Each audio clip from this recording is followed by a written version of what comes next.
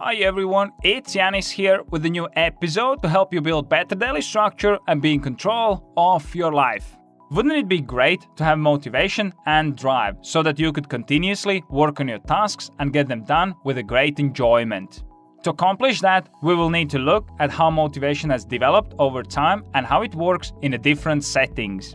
Today, we'll take a look at the Daniel Pink's book called Drive to learn the surprising truth that drives us. If this is your first time on his channel, then make sure you subscribe and hit the bell icon to get updates on my latest videos on time management and productivity.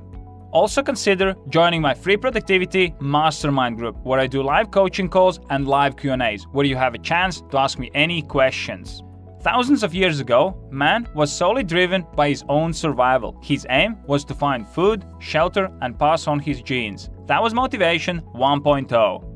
Up until a few centuries ago, these were the basic needs and a driving force of humanity. As the industrialization age started at around 1800s, people started to rely on production. This was an external force that motivated people to increase their performance and in return get better rewards or get penalties if they underperformed. This was motivation 2.0, also known as stick and carrot. So let's dive in and take a look how motivation works today and what you can do to perform at your best. Number 1. Motivation 3.0. Until 1949, it was believed that human and animal behavior was controlled by inner drive and external motivation.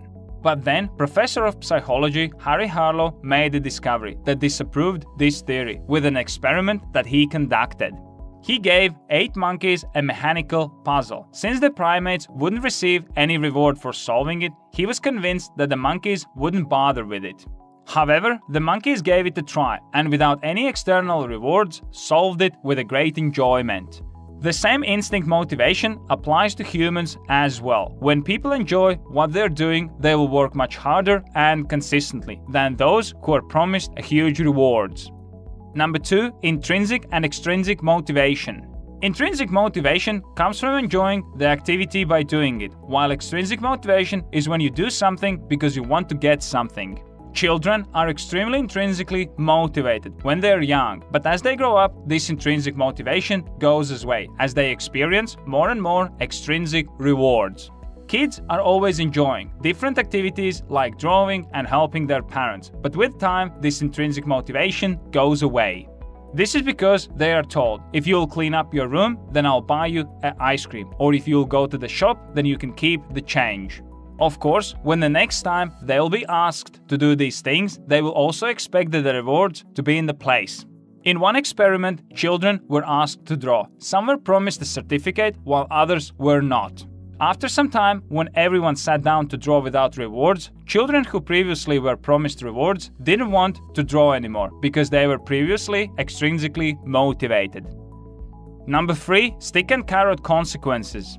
From the first look, Motivation 2.0 doesn't look too bad. You reward employees who are performing well and punishing those who don't. At the end of the day, those who work harder deserve more, but it's important to realize that this can come at the cost. Let's say that you have a sales team that sells your services. If your goal is to provide the best service for your clients, but your salesperson only cares about the numbers, then this will cause later problems. Your salesperson will want to get most of the commissions and therefore try to sell services that client might not need. Also, the quality is under the risk if you only measure maximum output, and that can really backfire as well. Motivation 2.0 is fine for routine tasks to improve the performance, but it can backfire on more creative work. Number 4. Continuous improvement. People who are internally motivated are always trying to improve themselves, and that makes them to perform better and also makes the work more enjoyable. To develop continuous improvement, you must adopt the growth mindset and have a belief that you can always improve and become better. People who develop a growth mindset will always achieve greater results compared to those who are stuck with the thinking that they cannot improve. The magic key element here is practice. If you're not good at running, then practice it. If you're not good at writing, then practice it. And I promise that you will become better. There is a saying that goes, practice makes perfect. And while perfectionism is unachievable, it doesn't mean that we shouldn't strive for it. Number 5, set meaningful goals. Many people want to become rich and famous, they want to make a lot of money, and they want to have influence. And while there is nothing wrong with these goals, if you want to have a lasting drive, then you should take your goals further and make them more meaningful. To do that, ask yourself questions like how is the world will benefit from my products and services, and how other people will benefit. I can assure you that meaningful goal will last longer than just money, because when the going gets tough, you'll be asking yourself this question. Why do I do this? And if the answer is to make a certain amount of money, then you'll be likely giving up. Number 6, more flexibility means better performance. How do you feel when you are restricted to do the things on your own? I guess that you're trying to fight against it and your performance will suffer.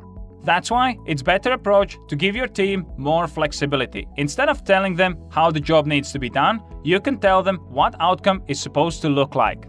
This will motivate members of your team to think creatively, and who knows, maybe they'll come up with even better solution that you didn't know existed.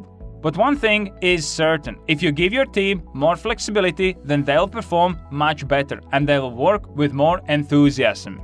This is also what Google does. They give their employees huge amounts of flexibility and even allow 20% of their workday to be spent on their own ideas. The result is one of the biggest companies on the world. Here is a question for you guys. What drives you? Are you driven by intrinsic motivation to do your daily tasks, or you're driven by stick and carrot? I hope you enjoyed this Daniel Pink's book called Drive, and it gave you a fresh perspective about how motivation works. If you enjoyed this video, make sure you hit that like button, and if you have any questions about time management and becoming more productive, then leave them in the comments section below.